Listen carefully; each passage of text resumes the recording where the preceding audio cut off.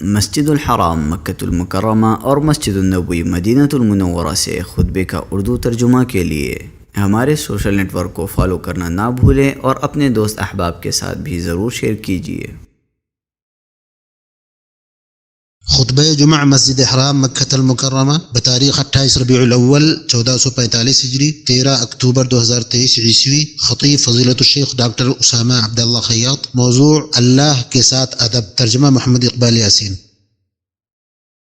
تمام تعریف اللہ کے لیے ہے جو الوہیت میں منفرد ہے، وہی تنہا عبادت کا مستحق ہے، کوئی اور نہیں۔ میں اس پاک ذات کی حمد کرتا ہوں، اور حمد ان چیزوں کا بعض حصہ ہے جس کے بارے میں ہمیں امید ہے کہ اللہ تعالیٰ کے ساتھ با ادب رہنے کے لائق بناتی ہیں۔ میں گواہی دیتا ہوں کہ ایک اللہ کے سوا کوئی معبود برحق نہیں، اس کا کوئی شریک نہیں، اس کے لیے ایسی پاکیزگی اور عظمت بیان کرتے ہوئے جو توحید پرست کو اس کی آرزو، امید اور مقصد تک پہنچائے۔ اور میں گواہی دیتا ہوں کہ ہمارے سردار اور نبی محمد اللہ کے بندے اور رسول ہیں جو اپنے پروردگار اور مولا کے ساتھ ادب بجا لانے، اس کا تقوی اختیار کرنے اور اس کا خوف رکھنے کے لحاظ سے مخلوق میں سب سے عظیم ہیں۔ اے اللہ، تو درود و سلام نازل فرما اپنے بندہ اور رسول محمد پر، آپ کے آل و اصحاب پر جو ہر متقی یکسوئی برتنے والے، آہ وزاری کرنے والے کے لیے اسوہ ہیں۔ ایسا درود و سلام جو پائیدار ہوں، جن سے نفس پاک و بلند ہوں اور زندگی خوشگوار ہو۔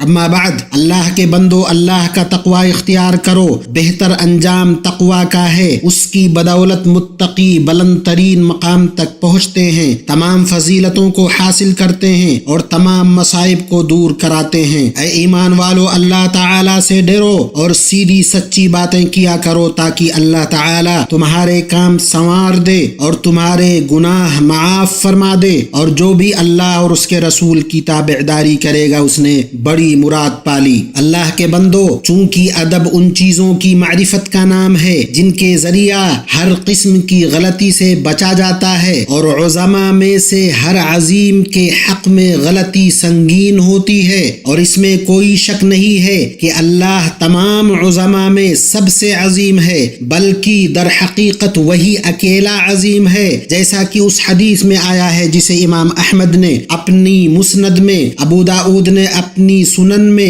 اور ابن ماجہ نے اپنی سنن میں صحیح سند کے ساتھ ابو ہریرہ رضی اللہ عنہ سے روایت کیا ہے کہ رسول اللہ صلی اللہ علیہ وسلم نے فرمایا، الفاظ احمد اور ابو داؤد کے ہیں، اللہ تعالیٰ نے فرمایا، بڑائی میری چادر ہے اور عظمت میرا تہبند ہے، جو بھی ان دونوں میں سے کسی کو مجھ سے کھینچنے کی کوشش کرے گا میں اسے آگ میں پھینک دوں گا۔ اس لیے اللہ تعالیٰ کے ساتھ ادب بجا لانا مخلوقات پر واجب ہے اور وہ ہر ادب پر مقدم ہے۔ اللہ کے ساتھ ادب بجا لانے کا مطلب تعظیم، اجلال اور حیا کے تقاضے کے مطابق ظاہری اور باطنی حرکات کو سر انجام دے کر اللہ کے ساتھ حسن صحبت ہے، اور سب سے پہلی چیز جس پر توجہ دینا اور جس کی طرف نگاہوں کو پھیرنا ضروری ہے وہ ان راستوں کی معرفت ہے جن پر راہ رو چل کر اللہ کے ساتھ ادب بجا لانے کی منزل تک پہنچ جاتا ہے۔ اللہ کے بندو،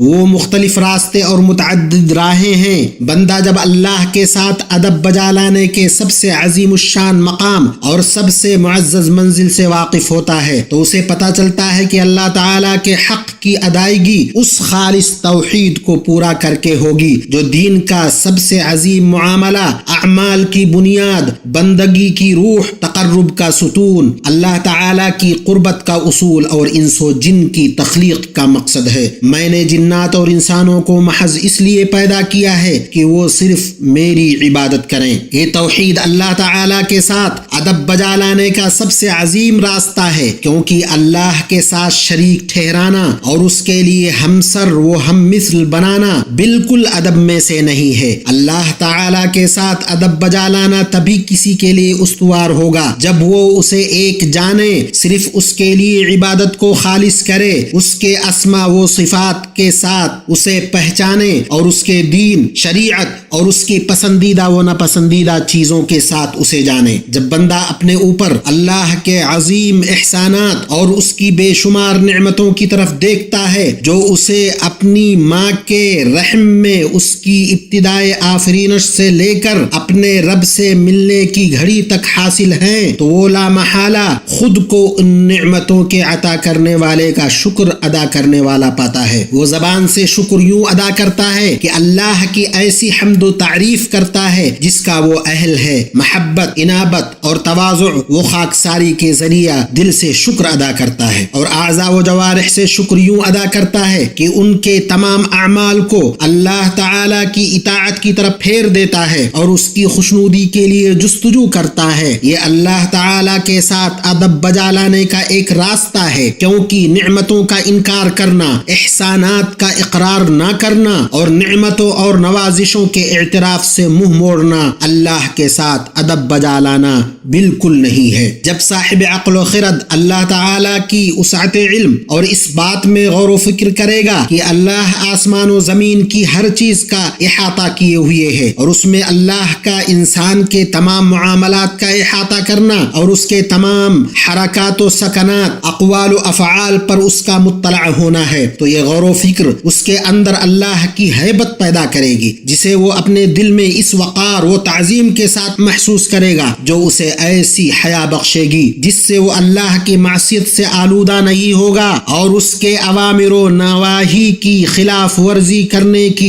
جرأت نہیں کرے گا۔ یوں اس کی وجہ سے وہ اپنے رب تبارک و تعالی کے ساتھ ادب بجا لانے کے راستوں میں سے ایک دوسرے راستے پر چلا، کیونکہ یہ ادب میں سے بالکل نہیں کہ گناہوں اور نافرمانیوں پر اقدام کیا جائے، ان گناہوں اور جن کاموں سے اللہ کا سامنا کرنا معیوب ہو انہیں کھلے عام کرنے میں مبتلا ہوا جائے، حالانکہ بندے کو یقین ہے کہ اللہ اس پر شاہد ہے اور اسے دیکھ رہا ہے۔ اللہ کے بندو، جب اپنے رب کی طرف چلنے والے بندہ کو یقین ہوتا ہے کہ اللہ اس پر قادر ہے، اس کا اور اس کے اعمال کا احاطہ کیے ہوئے ہے، تو اسے یقین ہو جاتا ہے کہ اللہ کی ذات کے سوا اس کے لیے کوئی جائے فرار نہیں، نہ ہی کوئی جائے نجات اور جائے پناہ ہے، اور اللہ کی طرف جانے، لوٹنے اور اس کی رسی کو مضبوطی سے پکڑنے اور اس کی شریعت کو تھامے رہنے کے علاوہ اس کے پاس کوئی راستہ نہیں ہے۔ جیسا کہ ارشاد باری ہے، تم اللہ کی طرف دوڑ بھاگ کرو، یقیناً میں تمہیں اس کی طرف سے صاف صاف تنبیہ کرنے والا ہوں۔ اس طرح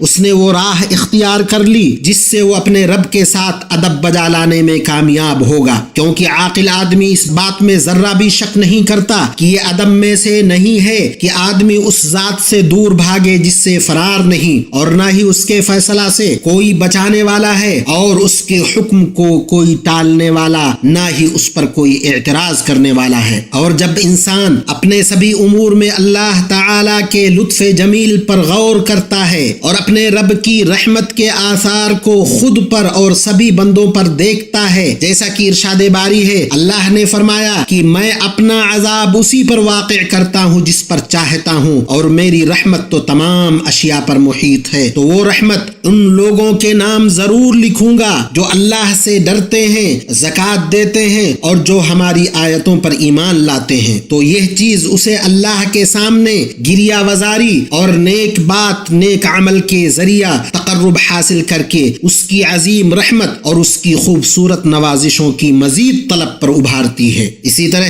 اس نے اللہ تعالی کے ساتھ با ادب رہنے کا ایک اور راستہ اپنا لیا، چنانچہ عقل مند لوگ اس بات کو یقینی طور پر جانتے ہیں کہ یہ ادب میں سے نہیں ہے کہ مسلمان اللہ کی رحمت سے مایوسی کا شکار ہو جائے اور برباد کرنے والی اس نا امیدی کی طرف چلا جائے جس سے دنیا تاریک ہو جاتی ہے، بینائی پر پردہ پڑ جاتا ہے اور بصیرت ختم ہو جاتی ہے۔ اور ایسا کیوں نہ ہو، جبکہ ہمارے رب نے اس مایوسی سے اپنے اس قول کے ذریعے منع فرمایا ہے، کہہ دو کہ اے میرے بندو، جنہوں نے اپنی جانوں پر زیادتی کی ہے، تم اللہ کی رحمت سے نا امید نہ ہو جاؤ، بالیقین اللہ تعالی سارے گناہوں کو بخش دیتا ہے، واقعی وہ بڑی بخشش، بڑی رحمت والا ہے۔ اور بزبان یعقوب علیہ السلام کہا میرے پیارے بچوں تم جاؤ اور یوسف کو اور اس کے بھائی کو پوری طرح تلاش کرو اور اللہ کی رحمت سے نا امید نہ ہو، یقیناً رب کی رحمت سے نا امید وہی ہوتے ہیں جو کافر ہوتے ہیں۔ سنو اللہ کے بندو، اللہ کا تقوی اختیار کر لو اور جان لو کہ اللہ کی توحید، اس کے ساتھ ادب کو بجا لا کر اسے مضبوطی سے تھام کر اور اس کا حق ادا کرنا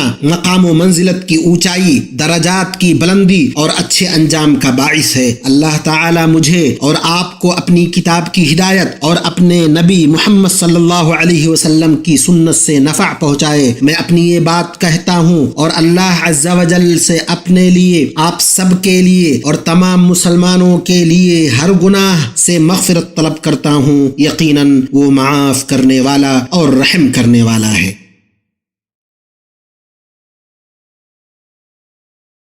ہر قسم کی تعریف اللہ کے لیے ہے جو نہایت رحم کرنے والا، احسان کرنے والا اور مہربانی کرنے والا ہے۔ میں اس کی ایسی حمد بیان کرتا ہوں جس سے کامیابی اور اجر عظیم کی امید رکھتا ہوں۔ میں گواہی دیتا ہوں کہ ایک اللہ کے سوا کوئی معبود برحق نہیں، خصوصی اور عمومی کسی طور پر بھی مخلوقات میں سے کوئی اس کا شریک اور مساوی نہیں ہے۔ اور میں گواہی دیتا ہوں کہ ہم سب کے سردار اور ہمارے نبی محمد اللہ کے بندے اور اس کے رسول ہیں جو درست منہج، تقوی اور اچھے اخلاق کے حامل ہیں۔ اللہ درود و سلام نازل فرما اپنے بندے اور رسول محمد پر اور ان کے آل و اصحاب پر جو خیر و ہدایت اور صراط مستقیم کی طرف سبقت کرنے والے ہیں۔ اللہ ان پر جو روز قیامت تک اچھی طرح ان کا اتباع کریں ان پر بھی اپنی رحمت نازل فرما۔ اما بعد، اے اللہ کے بندو، اللہ تعالیٰ نے اپنی سخت پکڑ، دردناک عذاب اور سنگین انتقام کے بارے میں جو واضح اور مکمل بیان کیا ہے، جیسا کہ اللہ کے اس قول میں ہے، یقیناً تمہارے رب کی پکڑ بڑی سخت ہے۔ اور اسی طرح اللہ رب العزت نے فرمایا،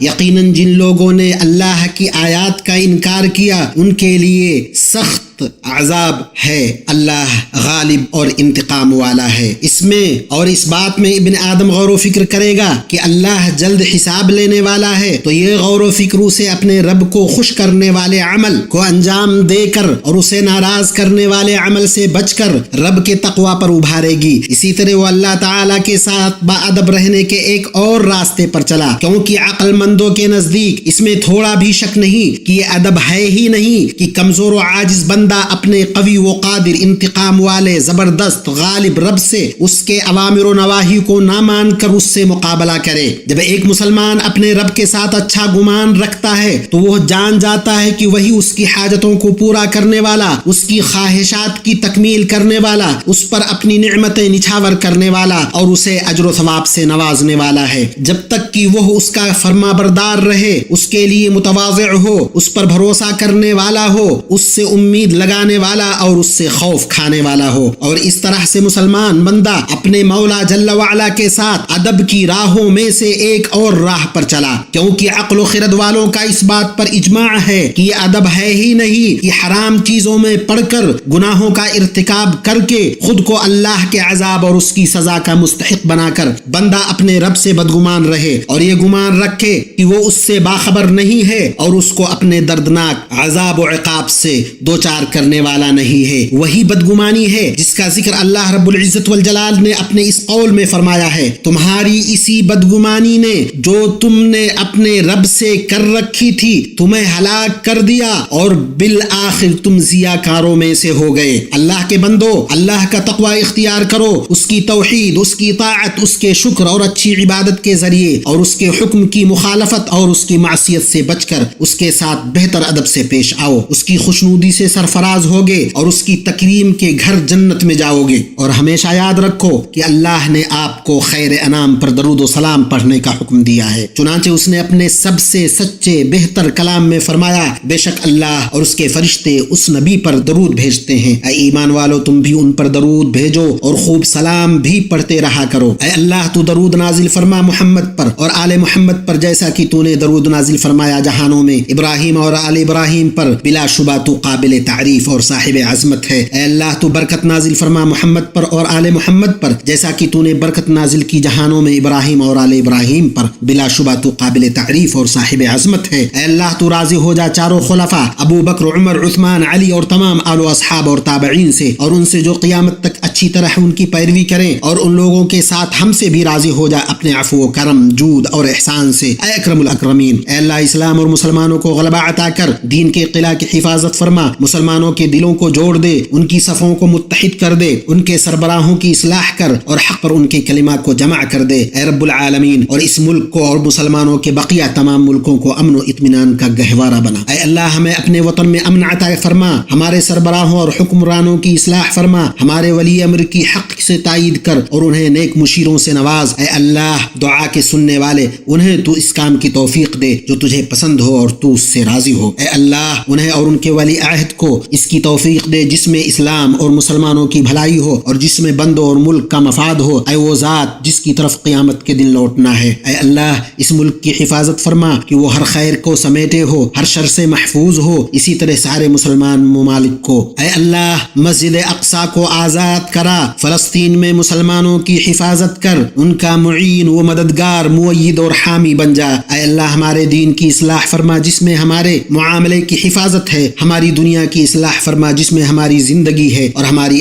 آخرت کی اصلاح فرما جس میں ہمیں لوٹ کر جانا ہے، اور زندگی کو ہمارے لیے ہر بھلائی میں اضافے کا باعث بنا اور موت کو ہر شر سے نجات کا ذریعہ بنا۔ اے اللہ تمام معاملات میں ہمارا انجام درست کر۔ اے اللہ ہمیں دنیا کی رسوائی اور آخرت کے عذاب سے بچا۔ اے اللہ ہم تیری نعمت کے ختم ہونے، تیری عافیت کے بدلنے، یکلخ تیرے عذاب کے آنے اور تیری ہر ناراضگی سے پناہ چاہتے ہیں۔ اے اللہ ہمیں اور دے اور کم نہ کر، نواز اور محروم نہ کر، عزت دے ذلیل نہ کر، ترجیح دے اور ہم پر کسی کو ترجیح نہ دے، ہمیں راضی کر اور ہم سے راضی ہو جا۔ اے اللہ تو جس طرح چاہے ہماری طرف سے اپنے اور ہمارے دشمنوں سے نمٹ اے رب العالمین۔ اے اللہ ہم تجھے تیرے اور اپنے دشمنوں کے مقابلے میں کرتے ہیں اور ان کی شرارتوں سے تیری پناہ میں آتے ہیں۔ اے اللہ ہم تجھ سے بھلائیاں کرنے، برائیاں چھوڑنے، مساکین سے پیار کرنے کا سوال کرتے ہیں، اور یہ کہ تو ہمیں بخش دے، ہم پر رحم کر، اور اگر اپنے بندوں کے لیے تو فتنہ چاہے تو فتنہ میں مبتلا کیے بغیر ہمیں اپنے پاس بلا لے۔ اے اللہ ہمارے مریضوں کو شفا دے، ہمارے مردوں پر رحم فرما، ان چیزوں میں ہمیں ہماری ان آرزوؤں تک پہنچا جو تیری مرضی کے مطابق ہوں، باقی رہنے والے نیک اعمال پر ہمارے اعمال کا خاتمہ کر۔ اے اللہ ہمارے نفسوں میں تقوی ڈال دے، انہیں پاک کر، تو ہی سب سے بہتر پاک کرنے والا ہے، تو ہی ان کا مددگار اور سرپرست ہے۔ اے ہمارے رب ہم نے اپنا بڑا نقصان کیا، اگر تو ہماری مغفرت نہ کرے گا، ہم پر رحم نہ کرے گا تو واقعی ہم نقصان پانے والوں میں سے ہو جائیں گے۔ اے